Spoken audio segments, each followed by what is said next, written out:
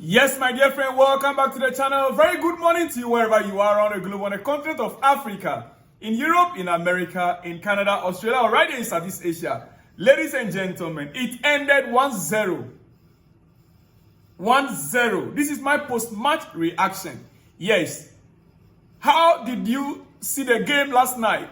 Did you enjoy it? I personally, no, never. This is not my Chelsea. We have lost the identity of our club. But quickly, before I continue, right now as we speak, England, Premier League, are just about one win away to have 5 slots in Champions League next season. One win away to get 5 slots in the next season's Champions League. Oh yes, what that means is that next season, very likely 5 teams will represent England in the Champions League. Just one win away.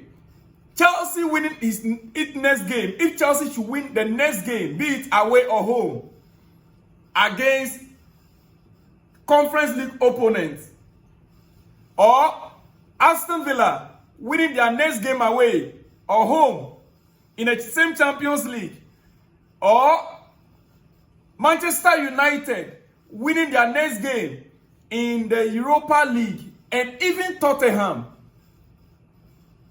Any of these teams, the moment they win their next game in European competition, automatically England will have 5 slots in the next Champions League. Dear friend, yes, 5 slots. England need just one win in the quarterfinals to mathematically secure 5th in the league, getting UEFA Champions League. Now, and the top 5 still qualify. We could theoretically have 8 teams. If the top 5 qualify, we could theoretically have 8 teams. That's England. 8 teams. Do you know how it's going to happen? Okay, let me just explain to you further. Let me explain to you. You see, as it stands right now, in the next game, let's say Chelsea wins and England secure the top 5 for the Champions League. That's 5 teams, right? Okay. Then Chelsea goes ahead to win the Conference League. Another one more slot for England, making it 6. Aston Villa goes ahead. Aston Villa and Arsenal, yes, and Arsenal, they are all still in the Champions League. Aston Villa or Arsenal going ahead to win the Champions League, right? That will give it 6 points. 6 places. Then Manchester United or Tottenham. United or Tottenham winning their Europa League. That is 7. That is 7. So it is very likely England could get 7 or 8 slots. 7, 8 slots in next season's Champions League. Oh yes, all these are probabilities. But right now, it's already done. It's already done deal for England. 5 slots in next season's Champions League. 5 slots. Then if any of these teams win the finals, it also add 1 more slot. Because the winner of each competition automatically qualify for the next Champions League. And so even if, let's say, Aston Villa or Arsenal wins the Champions League, and they are already in the top 5. Do you get it? They are already in the top 5. What that will mean is that on the league table, England will have to shift the 6th position team to top. Let's just say Arsenal wins the Champions League. Arsenal is already in the Champions League position. Do you get the point? So if Arsenal wins the Champions League this season, they already have automatic qualification for next season Champions League. So England will have to replace Arsenal on the league table. Arsenal is now 2nd. So that means that The next team, which is Nottingham Forest, will come to second for the Champions League position. Third team, which is City, right? Fourth team, which is Manchester City or Chelsea. Chelsea right now, right? Chelsea will now shift to third on the league table.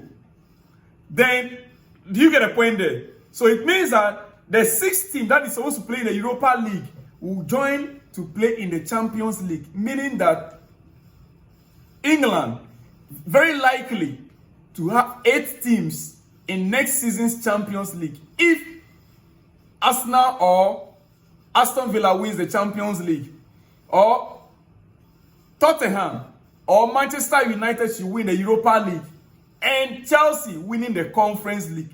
It's very likely England could have 8 teams representing in next season's Champions League. Now, Chelsea will face Polish side Legia Warsaw over 2 legs in the UEFA Champions League quarterfinals next. We are through. Legia Warsaw, they are one of those teams that we don't know much about, but trust me, some of these small teams, and looking at the way our performance is different, I'll get to our performance very soon. So our next opponent in quarterfinals is Legia Warsaw, from the Polish squad, Polish league, from the Polish league. Dear friends, yeah, that is coming from the Polish league. That is our next opponent. Legia Warsaw, Chelsea's next opponent. Now, let's go to the game. It is my post-match reaction. Quickly, our first half, no identity, total flop. It got to a time I was angry within myself, but I just not express it. First half was a mess, let's all admit. Chelsea's first half was a mess. Let's just admit that. We have no identity. We've played nothing against Copenhagen. In a conference league, Chelsea struggled to break them down. They came with the same system, 5 at the back. And we know, dear friends, yet we did nothing against them. 0 performance. And dear friends, you see, the most annoying aspect of it is that, let me just show you this. Where is it? 0.0 XG. Oh yes, Chelsea had 0.0 XG. 0.0 XG with 51% possession. 51% possession to their 49% possession. And we have 0.0 XG. And they even had, Copenhagen had 0.32 XG. They have a better XG than Chelsea. Shot throughout the first half, 0 shots. Chelsea had 0 shots in the first half. They had 4 shots in the first half. Why? My team, my Chelsea, for us to win the game, thanks to the player that came from the bench, second half. Thanks to a strong bench that came second half and made a difference. Oh, yes. Yes. Thanks to the second half. But let me just admit here, quickly. Let me point out certain players. Let me start from Cole Palmer. I was never impressed when he came on. Very selfish play. And Cole Palmer, the earlier the better. Cole Palmer should stop fighting for his personal XG. Stop fighting for your personal XG. Play for the team. Whether you score a goal or not, let it be that the team wins. Cole Palmer will have a ball. Instead of delivering the ball to someone else who is in a better position, he wants to take it through. And listen, you are not the Cole Palmer of last season. You are not a Cole. If it is only by scoring a goal that you can get yourself back, then I'm sorry, because I believe the team is winning. Your confidence can still be, you can still get your confidence back.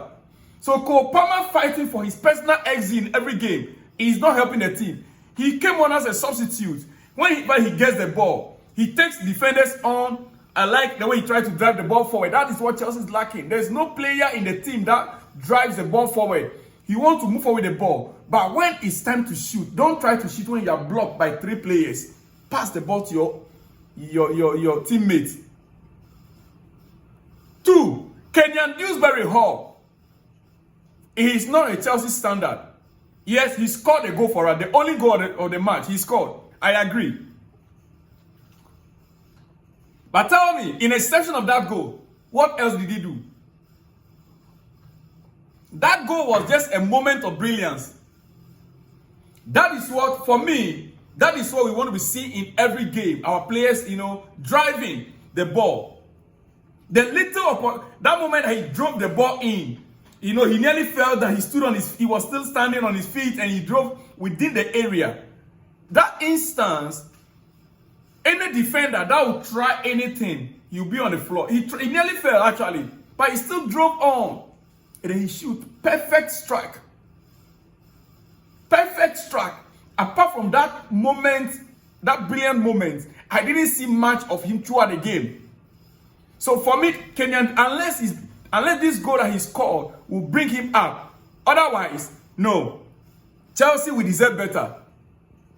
We deserve better. Worst half of football I have watched in years. Let me just say that first of all. Worst half of football that I've ever watched as a Chelsea fan. And I believe that most Chelsea fans will agree with me. Most Chelsea fans will agree with me. Now, like I was talking about Dewsbury Hall, when he scored a goal, you could see the excitement, pure passion. So then what is going on? What is going on? The coach has a question to answer. If one of the best players last season in the world of football, Cole Palmer, could turn out to be, I'm sorry to use the word rubbish. To be playing some of these kind of games this season, then there is something fundamentally wrong with the system of play. Yeah, let's just admit it. Dear friends, I'm about to run up. It is my post-match reaction to the game. Another aspect that I want to talk about, one positive. Okay, let me just say two positives from the game. Philip Jorgensen was solid in terms of area. I was never in any way panicking. I never panic like, Sanchez. Whenever the ball gets to Sanchez area, I'll be panicking. Philip Jorgensen in last night's game, he was solid. I'll give him 7. Even though our defenders have not done their job properly. There were many instances where we could be punished by Copenhagen. Many instances. We facing Arsenal next, my dear friend. I am scared. Many instances Chelsea could have been punished because of our defense. No, come on.